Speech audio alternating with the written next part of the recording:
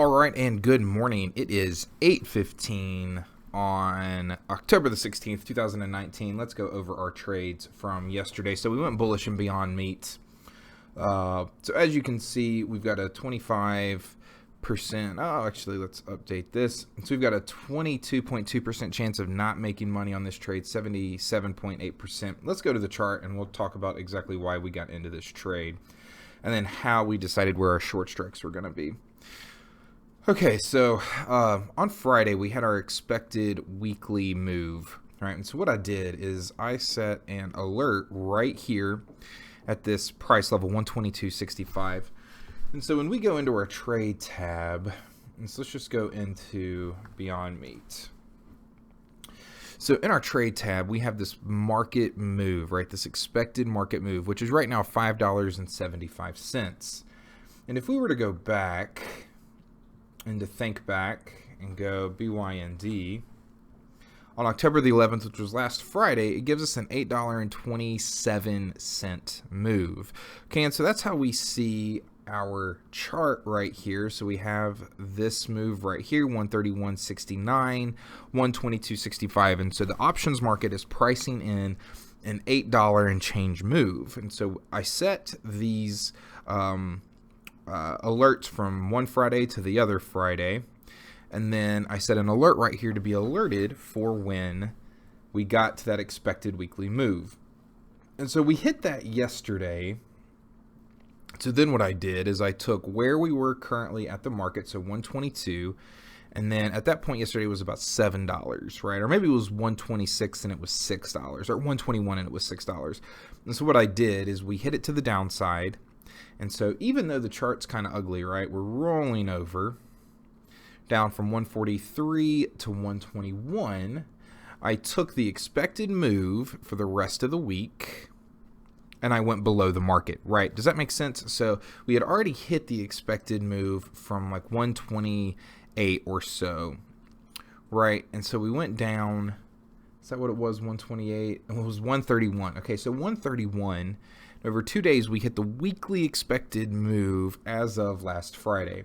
So then I took the expected weekly move currently and went below the market. Okay, went below the market and sold that premium, got filled, and this is the current trade, right? So Beyond Meat, down here, we're trying to play, a little bit of a bounce, or just not hitting a second weekly expected move for the rest of the week, and so we're hoping to get a little bit of a bump here. Okay, GDXJ, this one's if we hit our break even, we're just going to go ahead and close this trade. Be a little frustrated by it, but if we go to GDXJ, commented that there was some pretty significant call to put volume. We saw it again, right? Put to call ratio 0.277, major put to call ratio, so 26,000 to 7,000. We'll just go to GDXJ. We see a move from basically 39 down to 35. Market's gapping down a little bit right now, just barely, but gold's gapping down as well. A little frustrated by that, but we'll continue to see what happens there. If we hit, like I said, 35.5, we're just going to go ahead and close this trade out for a loss. Gold's looking fine. Goog. Okay, so let's go into Goog. Right here at our break even. Google is another trade. Let's find it here. Okay. So essentially the exact same trade as Beyond Meat, but just in the opposite way, right? So where we closed last Friday at this price level, one weekly expected move down, one weekly expected move up. Then we got that expected move yesterday. So again, took the expected move right here,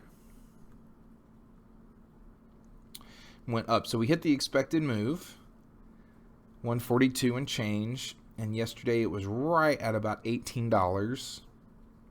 So we went above the market to 1260. sold premium on the call side. And we're seeing a little bit of a gap down now.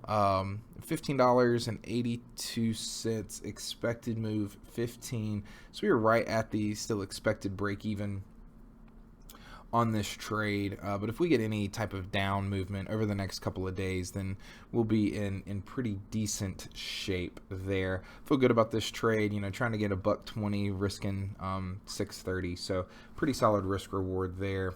SPX looking fine, TLT looking fine, Uber not looking so fine. That was a chart play, had a really nice move down into the 28s, but there is such a large standard deviation move right here, right, that we could certainly, it could go either way there with Uber.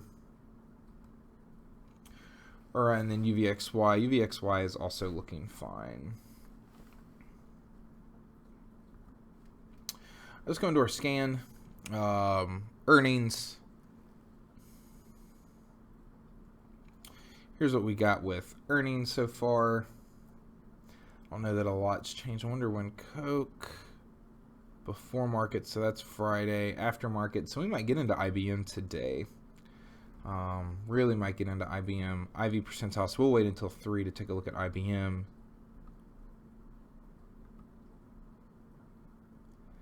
As we continue to look through, so be on the lookout for IBM.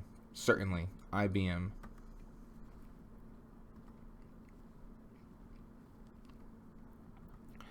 See what comes up on our short scan. 2. Not interested in either one of those. Let's take out the longer one.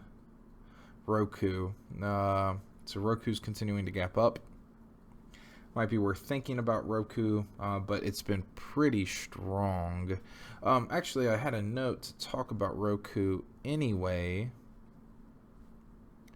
Where is Roku? So Roku here has also hit our expected move. And had I seen this one yesterday, you can see that I actually don't have alerts on this, so I missed the alert there. We have our fractal energy, which is indicating that we might not see a continued strong move. This would be one that you could see selling if we had enough premium here at 140 or whatever the expected move is.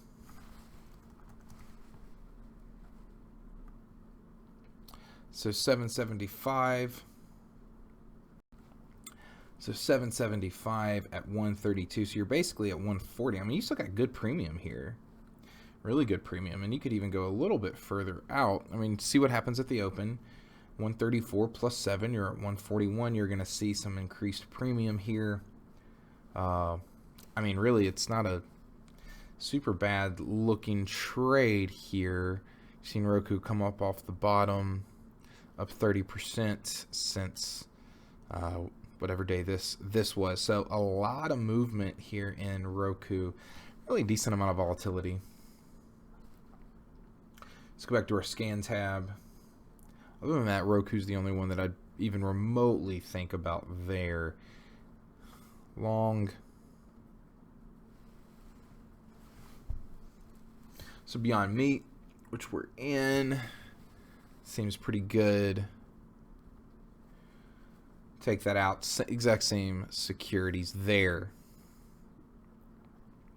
And finally, let's look at that put call ratio. I always got to do it the day before, but we found 1 through GDXJ. So that's where we're at. That's kind of where the portfolio is. If we want to take a look at the market from yesterday,